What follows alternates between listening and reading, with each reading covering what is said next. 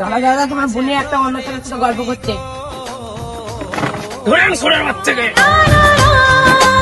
অন্তর দিয়ে দেখি আমি গো,